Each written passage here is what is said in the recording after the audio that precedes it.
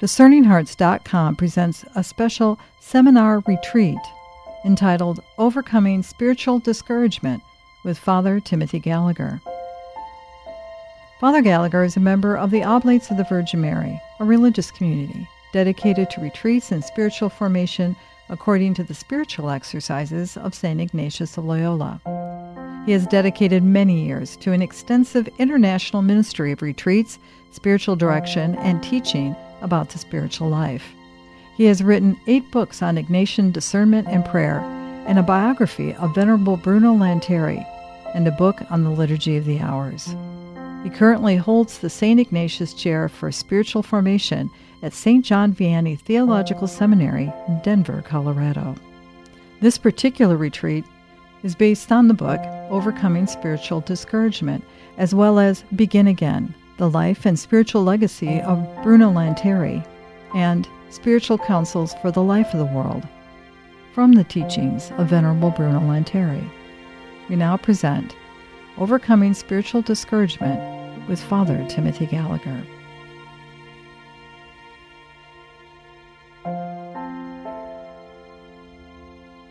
And welcome back to everyone. As Chris said, I'm standing alone in a room here, but very alive to the fact that I'm less alone right now than I think any time I've ever shared this material. It's just so wonderful to know that there are people all around the world and in such numbers who are sharing this day. So I feel really privileged as we do this. I'd like at this point, before we finish the letter to Gabriella, to propose that we pray together for a moment to Venerable Bruno. And we have a prayer. I'll indicate where we can find that in the handout. But I want to preface it by sharing my own experience of that prayer. In 2011, so this was 9 years ago now, a couple of things came together. My dad passed away, and suddenly, so many of our families, we know the situation. My mom was alone, and she needed the help of the family. And so what I did was I spent some time in a parish close to home and helping in the parish, continuing with some writing, but also available to my mom in a way that the family needed to be present to her at that time. And I continued at the same time, probably not too wisely, to travel for various speaking engagements. Well, the body found its way to let me know that it just couldn't keep up that pace. And suddenly, in the course of one of these speaking engagements, it began to get hard to speak. I wound up having to cancel the engagement, went back, visited with the doctor, and met with the doctor specialized in voices. Medication didn't work, and it got to the point where I could hardly speak at all. And finally, the doctor had me undergo a surgery. Complications from that surgery required a second surgery 2 weeks later. Well, things got pretty difficult in a number of ways. And over the next 3 years, I had 4 more of these vocal surgeries. And every time you go through one of these surgeries, you have to stop using your voice for a while, and then only very gradually, slowly, can you begin to use your voice a little bit more. And as you can imagine, this got kind of discouraging. I had to cancel most of my active ministry during that time, and it was pretty difficult. And then 3 years after the issue initially arose, and I don't know why it took me 3 years, it occurred to me, why don't you say the prayer to Venerable Bruno every day, asking his intercession for a voice that will permit ministry. And I began doing that. And after I began doing that, things started to happen. For example, I was on a trip, and a medication I was taking for a different need needed to be refilled. The refill got lost in the mail. And so I went without that medication for a few weeks and found that my voice got better. And then a doctor suggested a change in diet for a different reason. I made that change and again found that my voice got better.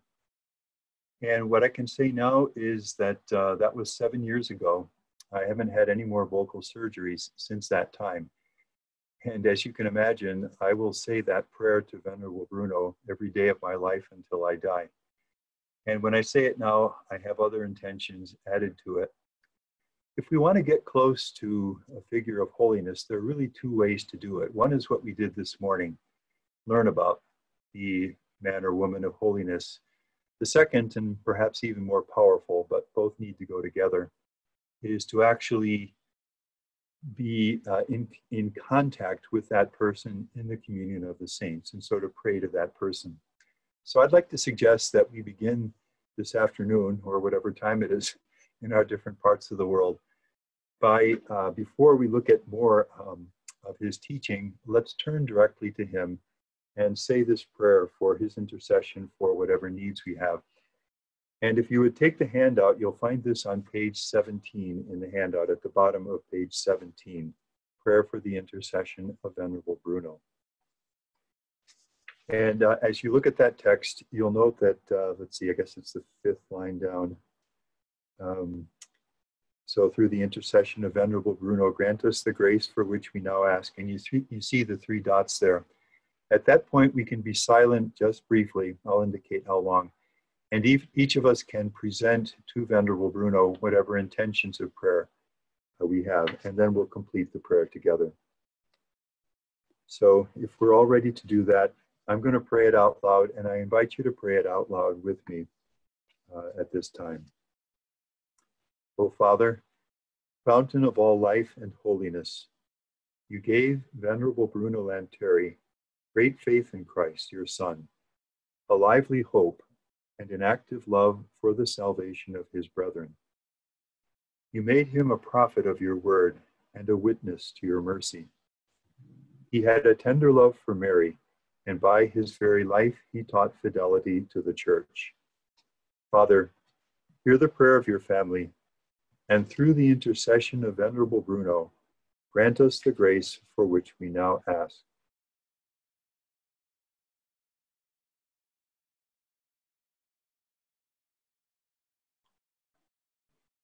May he be raised to the altars, that we may give you greater praise. We ask this through your Son, Jesus Christ our Lord. Amen. So, welcome back to our 3rd session here. And I'd invite us to pick up with there's just a little bit more from the letter of Venerable Bruno to Gabriella, but I'd like to conclude this second letter, and then we'll move on to some other things. And as we said, eventually to questions. So this would be on page, we're still at the bottom of page 2 on the handout. So remember that you have a mission. Remember every day that you have a mission. You are entrusted with a mission by the good God. All right, in regard to your temporal affairs, this next piece of counsel is, you kind of say, wow. In regard to your temporal affairs, never let anything trouble you. And this is written during the time of the French occupation. And so everything that's happened to the family, to their property, to the pressures and persecutions of the church, and all the uncertainties of trying to raise children and a family in those circumstances. And he says to her, in regard to your temporal affairs, finances and where you're going to live, just what lies ahead and so forth, never let anything trouble you, which is quite a heroic thing to ask of this woman. And maybe in our present circumstances, we can let Venerable Bruno say that to us too. In regard to your temporal affairs, never let anything trouble you. Now, this next thing is really deep in the teaching of Venerable Bruno. So never let anything trouble you in your temporal affairs, and the same with respect to your faults, taking care to counteract them. And you can already tell me what the adverb here is, to counteract them when? Immediately, by an act of the love of God. And the same with respect to your faults. And with reverence, because I know this touches deep places in our hearts. Let's go back to that space that I mentioned earlier. That space in our hearts that is afraid, that I'm not all that you want me to be, Lord. I haven't been and I am not. And we're afraid. Okay, never let anything trouble you, not even with respect to your own faults. The image that you have here is the passage in Luke 5, the catch of the fish The boat now is filled almost to sinking with the abundance of the catch of the fish. And Peter, who is the fisherman, knows that the divine has come close to him in Jesus of Nazareth. And he does what you and I often do. Maybe not as explicitly, but that's why Scripture is so wonderful. We see it so clearly.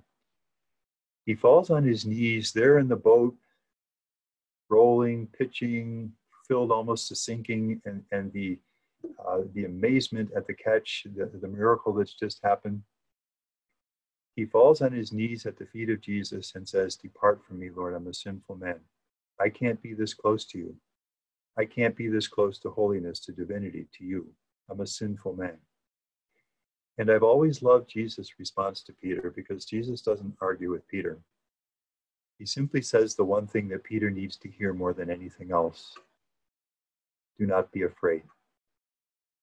And then confirms his belonging in his mission as a fisher of men.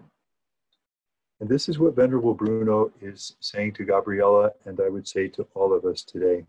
Never let anything trouble you, not even your own faults. But I was impatient, but my prayer was poor, but I'm too self-centered, but I used my times. Never let anything trouble you, not even your own faults. And this is what you should do. So that's what you shouldn't do. This is what you should do, taking care to counteract them so that they lose their weight. They're no longer a hindrance. Taking care to counteract them when?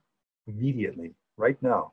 If anyone's heart is burdened, even as we speak, by a sense of his or her own faults and failings, right now is the time to counteract them. How? By an act of the love of God. Just turn to the Lord and say, Lord, like Peter, do you love me? Lord, you know everything. This is Peter's, whose heart is broken, who has denied the Lord. Lord, you know everything. You know that I love you. And then the faults are lifted. They no longer weigh upon us, and our hearts are set free to move toward the Lord. In recent years, I have read pretty much all of the primary sources regarding Saint Therese of the Child Jesus. And as I went through all of that, something dawned on me. I realized that the heart of Therese Little Way, which is little only in the sense that it involves the daily things of everyday living, but it is not little in love at all. The heart of her little way is this. She starts out, as you and I do, with the desire to be holy. She wants to love God. She wants to be a faithful daughter of the Lord and in the church. She wants her life to be dedicated to God. But then, like us, she is made aware that she's weak, that she fails, that she doesn't profit from various opportunities, that she misses things. Now, at that point, she has the same choice that you and I have. We can, if I may say it reverently, unhappily settle for less. Well, I guess this is all I'm ever going to be. Other people may be holier, and I admire that, but I'm not that kind of person, and that's just not going to happen in my life. Or we can do what Therese did and say that very weakness and frailty and even sinfulness, which I don't want, but into which I fall, all of that, if I bring that with great confidence to Jesus, he will take that and he will transform that and he will lift me up where I cannot get on my own. And this is her famous image of the elevator. When I'm too weak to climb to the heights, all I have to do is let Jesus and Jesus be my elevator. She had the experience on her trip down to Rome. Elevators were new at the time, and she experienced them along the trip, and she marveled at how effortlessly this elevator could lift her up where she'd be too weak to go on her own. And that became her way of understanding the grace of Jesus, who, when we bring our weakness to him, our faults to him, lifts us up with the power of grace and just can do anything, in our lives at that point. So, this is what Venerable Bruno is saying to Gabriella. Never let anything trouble you, not even your own faults. Counteract them. This is what you should do. Counteract them immediately. It's exactly what Therese is doing. Bring them to the love that awaits us in the Lord. Just let the Lord know that you love him. The burdens will lighten, the way will open to go forward. This is another really important thing in the spiritual life. Can you see that Jesus did not call us to captivity? As we read in Luke 4, he came to set captives free, to set at liberty the oppressed, as he proclaims from the book of Isaiah in the synagogue in Luke 4. Jesus did not come that you and I might be held hostage to these discouraging tactics of the enemy, as Ignatius calls him, the evil one. But he came to set captives free, and there's a wonderful passage, a wonderful way forward. This is the overcoming spiritual discouragement, which God never wants for us. Yes, there are various crosses and struggles in life, but this kind of spiritual discouragement, and I can't do it, defeated before I begin, I look at where I've been, this is never of the Lord. And the call is always, as Venerable Bruno says so strongly, to counteract this immediately by an act of the love of God. Now, these next things, he says, be attentive to practice the virtues of patience and gentleness. Again, he knows to whom he's writing. He knows that she needs this. You can make a special examination concerning this in the evening and at midday. This is a classic Ignatian practice when there's a specific area in which we want to grow. Twice a day, at the start of the day, we ask the Lord's help with it. Somewhere in the mid part of the day and somewhere toward the latter part of the day, we review with the Lord how things have gone with regard to that issue.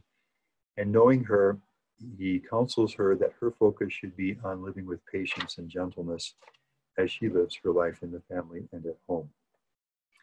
The rest of this, we can already predict from the earlier letter.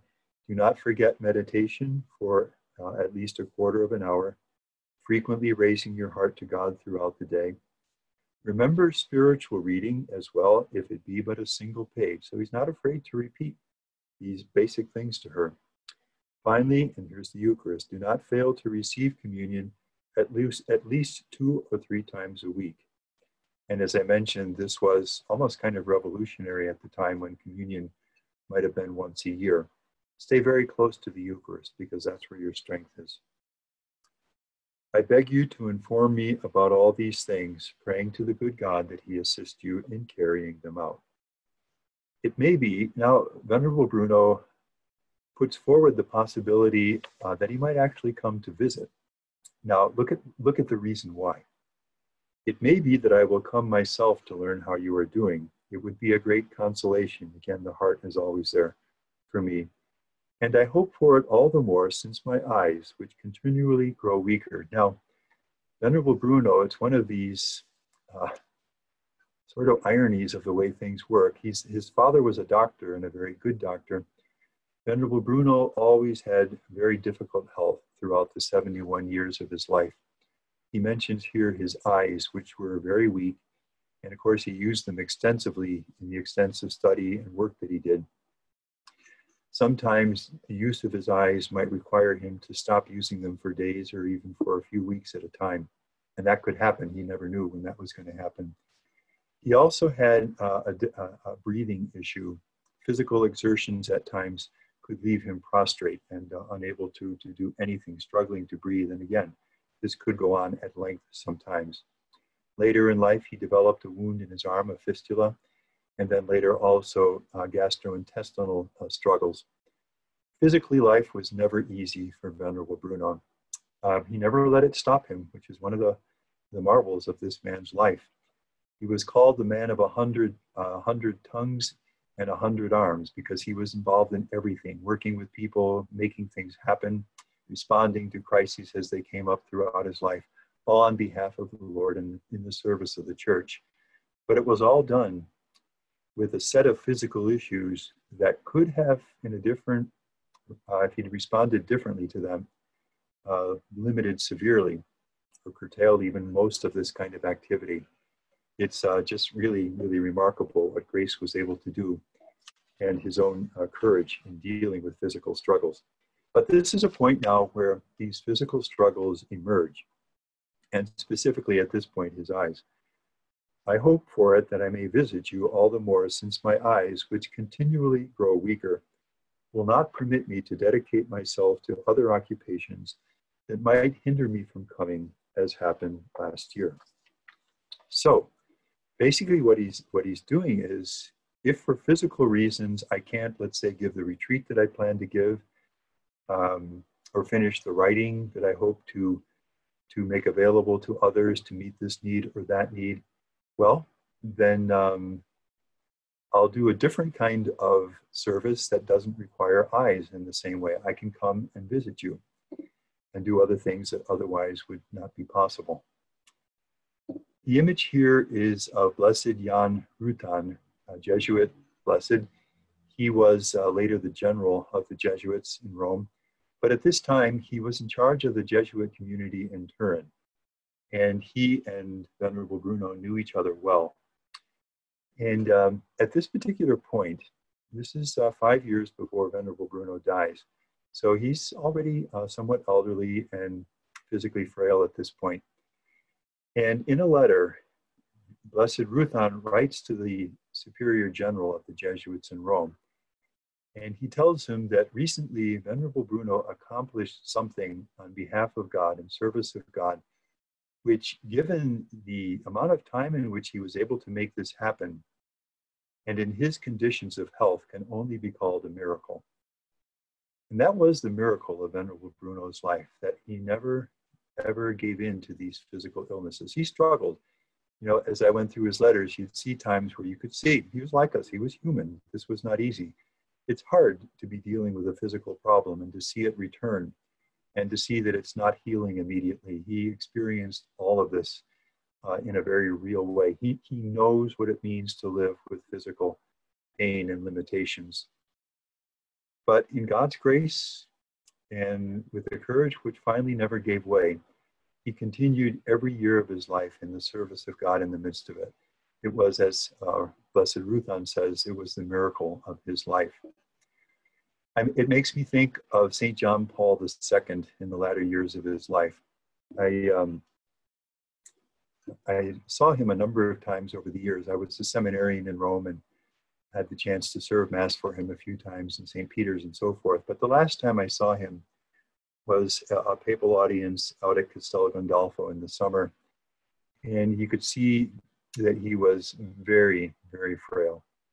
And yet this was another man who never gave up. I remember in those years speaking with a priest who was elderly, quite limited in what he could do. He had a severe case of Parkinson's. And in the conversation, he lit up and he said, I have the same thing the Pope has. And you could see it giving him courage to go forward in that time.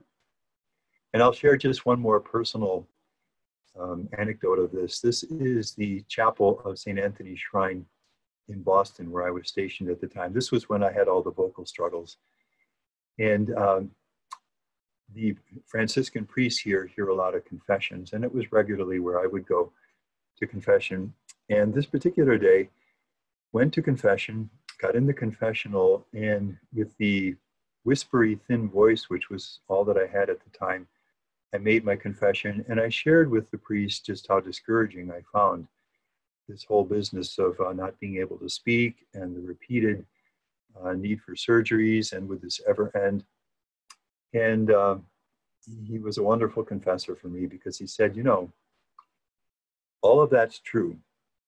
But what that means is, if you can't serve the Lord right now with your voice, you can serve him other ways. You can serve him through the internet. You can write, contact people. You can pursue the different writing projects that you have in hand. I came out of that confession braced in a really uplifting way. Yeah, I'm not helpless here. There is a way forward in these physical situations. That was actually the time when I wrote the biography of Venerable Bruno, to which Chris alluded earlier, titled Begin Again. So Venerable Bruno can also teach us in this way. If any of us listening does struggle with physical limitations, with pain, with ongoing chronic things in which it's hard to hope that anything is going to change, here is a witness. You can love and serve the Lord in that situation. Limits in one sphere open up possibilities in another, if we face things this way. And then he concludes the letter. I do not have time to remain with you in this letter as I would desire. And so I conclude by recommending myself to your holy prayers and blessing you and having the honor of being your servant and father in Jesus Christ, Father Bruno Lanteri, Turin, etc. Now, this next piece, we're going to let this go. I want to move now to the place of Mary in Venerable Bruno's own life as an invitation to consider the place that she can have in our lives. Obviously, as you can guess from the name that he gave to our community, Oblates of the Virgin Mary, Mary was very central to his life. And we'll explore this through looking at a brief text. Venerable Bruno died on August 5th, 1830. The following day, this priest, Father Antonio Ferrero, who was one of the first oblates and who was Venerable Bruno's confessor in the last weeks of his life, his final illness, and was a witness, lived the last 3 years of Venerable Bruno's life together with Venerable Bruno and the other oblates in community. So he can speak from firsthand witness of Venerable Bruno. He sits down the day after Venerable Bruno dies, when people are still filing into the church in great numbers to view the body exposed for view. And he writes a letter to another future servant of God, Father Giovanni Battista Rubino, who was a good friend of Venerable Bruno and the community. And he is asking Father Rubino to preach at a mass which will be held.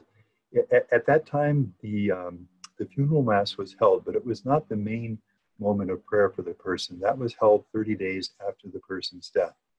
And that was the more formal and more complete liturgical time of prayer for the person. And so they have asked Father Rubino if he would preach on this occasion. And Father Ferrero sits down and writes a pretty lengthy letter in which he gives Father Rubino the information about Venerable Bruno that Father Rubino will need to craft this fairly lengthy and substantial homily for that Mass. And in the course of it, so this is a precious witness for us because it's written right at the time and by one who is a first-hand witness of everything that he says. He includes in that letter a paragraph in which he speaks of Venerable Bruno's relationship with Mary. And that's the paragraph that we'll look at together right now. So Father Ferrero begins by saying he, Venerable Bruno, loved the Virgin Mary deeply. Now that's my translation of the Italian original. Here is the original. Era innamorato di Maria Vergine. Now, you see that word innamorato in there. When in Italian, a young man and a young woman fall in love, he is said to be innamorato and she is said to be innamorata. So that a more literal translation of that sentence would be, he was in love with the Virgin Mary. She was the love of his life. She was the feminine presence in his life. She was, as he would call her elsewhere, his lady. It's about the warmest way you can think of to say that his heart was just filled with a love for the Blessed Virgin Mary. And there are roots for this. His mother died when Venerable Bruno was 4. And you have here part of a sentence that he said in advanced age on several occasions to his fellow oblates. I have hardly known any other mother than Mary, and have never received anything but caresses from so good a mother. Well, we don't want to go by the first half of that statement too quickly. I have hardly known any other mother than Mary. Too soon, when this young child was 4 years old, the maternal presence, his mother, was taken from him, and the feminine presence was never really replaced in his life. And all of that need for the warmth and tenderness and love of a mother, all of that in this young boy's heart and throughout all of his life turns toward Mary. In fact, we're told that after the death of his mother, his father, who was a devout Christian, takes him probably before an image or a painting of Mary. There's one that is traditionally understood to be the painting, and says, she will be your mother now. And this young child must have imbibed this deeply, because Mary becomes very, very deeply interwoven in his life as the maternal, the tender, the warm, the feminine, the presence that lifts burdens that life presents that otherwise would be sometimes seem almost too heavy to bear. He put up pictures of her everywhere. Now, what's that saying? This is the refrigerator in my home years ago. As the years went by, it got so, my mom, and she had more and more grandchildren, it got so every inch of space on that refrigerator was covered. You've probably seen things like this. You may have them at home. I love these things when I see them because people want the image before them of the people that they love.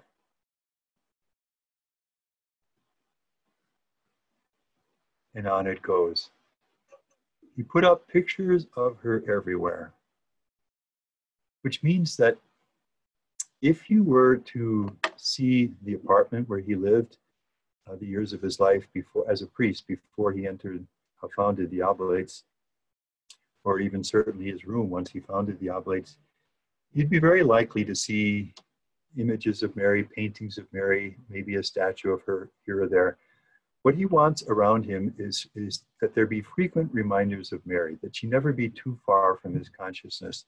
The way we do when we put a spouse or children or grandchildren, when we put their photos on the wall, just because they're so dear to us. And you can see clearly that is that space in his heart, very centrally, Mary is found in that deep space in his heart. Just to speak personally for a moment, there are 3 images of Mary that are special for me. And one is this our icon of Our Lady of Tenderness, which has a lot of meaning for me. It's been important to me at some key points over the years. And I use it as wallpaper on my phone and as a desktop on my computer. So I'm looking at this all day long. The second is an image of Our Lady of Guadalupe, which I've also always loved, and I keep that in my breviary. And then the third is Our Lady of Consolation, the image that we saw together as we began. Do you have images of Mary up around you? Do you see images of her as you go through the day? It's an external thing, but it's a reminder exactly in the way that we want to be reminded of the people that we love. And we are united in this rich teaching of the communion of saints. We have real communion with those who have gone before us, and how much more the mother of Jesus herself, so loved by Jesus and given to us as a mother in the spiritual life. So, just some images of the way people do this.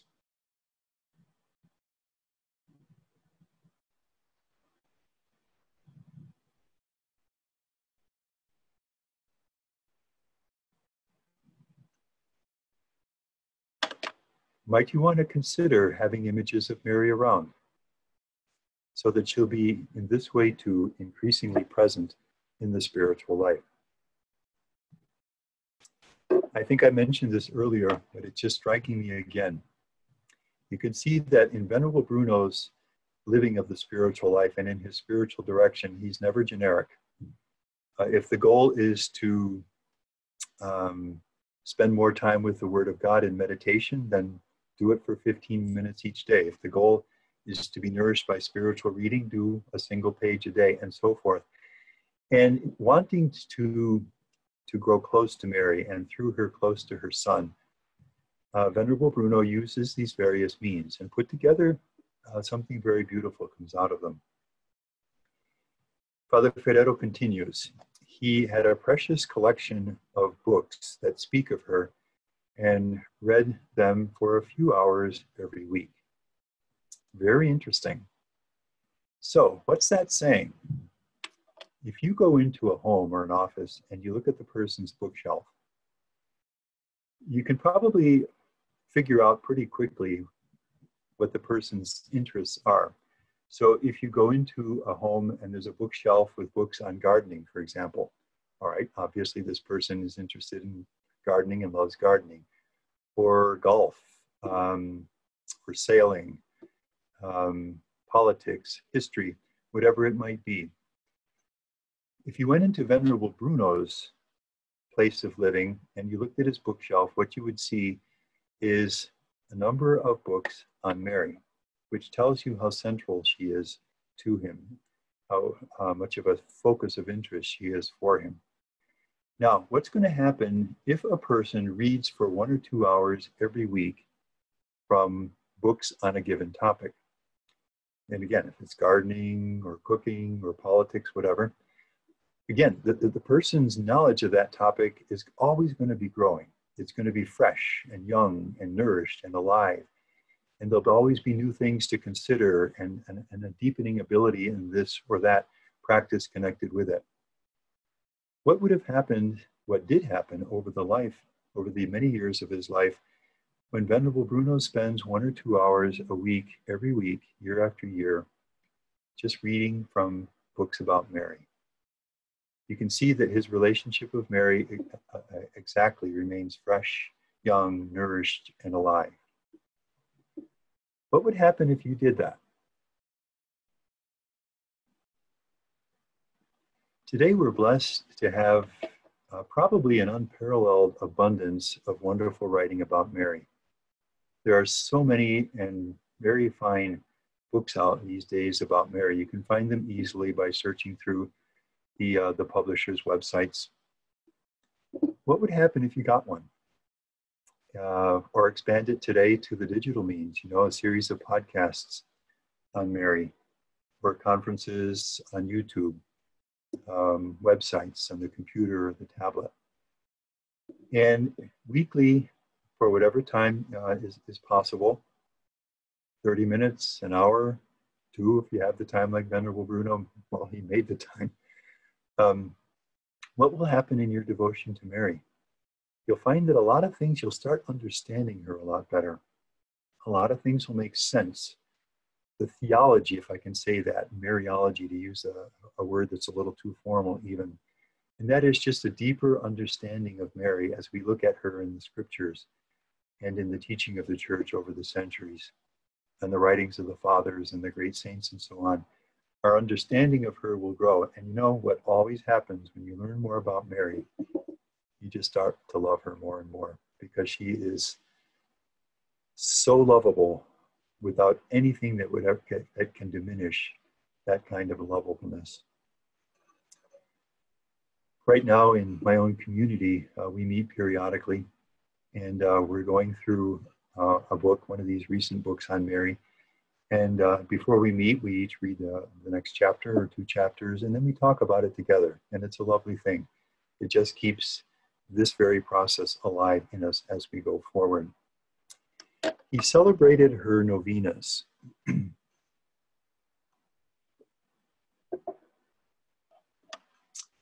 What this says is that Venerable Bruno wants to benefit from the liturgical celebrations in the church's year in his devotion to Mary. This is another resource. So we celebrate on January 1st, Mary, the Mother of God. August 15th, the Assumption of Mary. December 8th, the Immaculate Conception, and there are so many other celebrations throughout the course of the year. Now, it's one thing, let's say we get to August 15th, and maybe we get to Mass, obviously, on that day.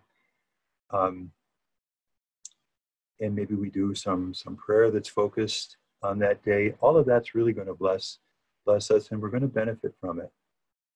But things would be different if 9 days ahead of time, which is what a novena means, 9 days of prayer, 9 days ahead of time, we started looking ahead to that feast, and each day prayed, if only briefly, with the content of that feast and asking for a heart prepared to celebrate it.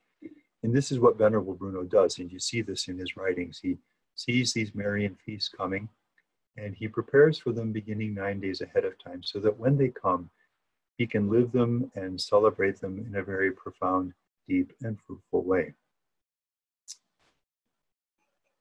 Can we grow in the liturgy, liturgically, through the Church's official prayer of worship in our relationship with Mary? The Liturgy of the Hours is another way of doing this.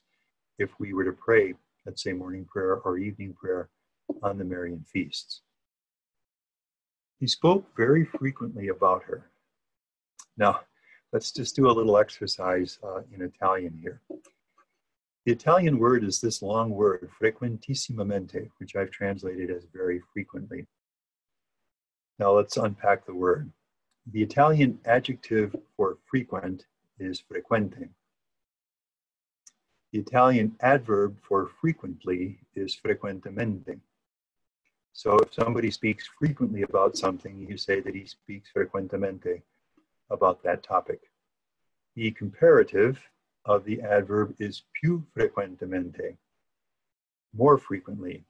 So if we say he speaks more frequently about A than B, then we have used the comparative of the verb, which says he speaks of other things, but he tends to speak more about this than other things. The superlative of the verb is frequentissimamente, which is to say that he's always talking about this. There's nothing even remotely parallel to it. So this frequentissimamente, he spoke of her frequentissimamente, is a way of saying that if you were with Venerable Bruno, it wouldn't be long before very likely you'd hear him saying something about Mary. And you'd sense this wasn't forced in any way or trying to be pious in maybe between commas, but just because he loved her so much, he would easily, and in a way that would really engage you, you'd find him speaking about Mary. As Jesus says, out of the abundance of the heart, the mouth speaks. I remember as we're saying this, one time I worked together with a man for maybe 3 or 4 years. And I'm going to choose a geographical location. Let's say Arizona, just picking it out of a hat. So let's say he was from Arizona and he just loved his hometown, his home state. I realized pretty quickly that there would be a similar pattern in any conversation we would have. It didn't matter where the conversation started. Before very long, and usually sooner rather than later, we'd be speaking about Arizona. Just because he loved it so much and it was so dear to his heart. Venerable Bruno was like this with Mary. You'd find that she'd be in the conversation. And as I say, not in a forced way, but in a very natural way that you would sense was genuine. And probably would awaken a longing in your heart too for something of what you were witnessing in him. He spoke very frequently about her. He said, it is necessary not only to lead people to devotion to Mary, but to lead them to a great confidence in her. This is something that I love, and it's meant a lot to me in my life and does. In times of struggle, the church turns to Mary. In times of uncertainty, the church turns to Mary. In times of pain, in times of doubt and confusion, in times when the doors seem closed and we don't seem to see a way forward, the instinct of the church is to turn to Mary. And Venerable Bruno wants those who are, in this case, he's speaking of his oblates as they work with people, let them lead people not just to a confidence in Mary, but to a great confidence in Mary. If I may say something personally again, 3 times in my life, I have been in situations that at the time seemed to me desperate. It seemed to me like there was no way out. And I'm very grateful to my parents and to the pastor of my home parish. I grew up in Holy Rosary Parish, and the sisters whom I had through grade school and high school, that they gave us this sense that you can always turn to Mary. And spontaneously in those situations, in each of those, I turned to Mary. And they all worked out. They all worked out. And this is the faith of the church in Mary. You know the famous prayer, the Memorare, which is attributed to Saint Bernard. Maybe say it with me if you want. I'm just going to go through the first half of it here. Remember, O most gracious Virgin Mary, that never, look at the adverb there, that never was it known that anyone who fled to thy protection, implored thy help, or sought thy intercession was left unaided. And so in our need, we turn to her. We fly unto thee, O Virgin of Virgins, our Mother, and so on in the remainder of the prayer. This is the faith of the church, and is the experience of men and women who have loved Jesus down through the centuries, that you cannot turn to Mary without being helped.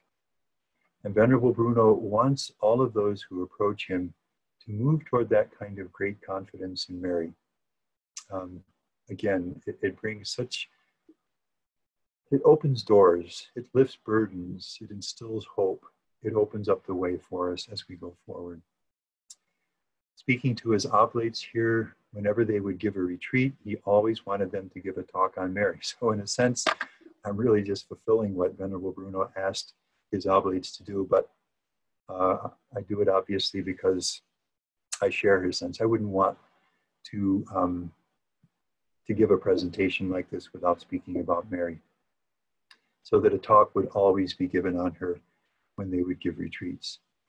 And then finally, 3 ways in which he related to Mary. He spoke of her as his mother, as the one who nurtured him, and as his paradise. I think we'll do this and then we'll move toward our break.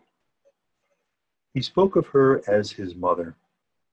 We've already talked about this, how he lost his mother at 4.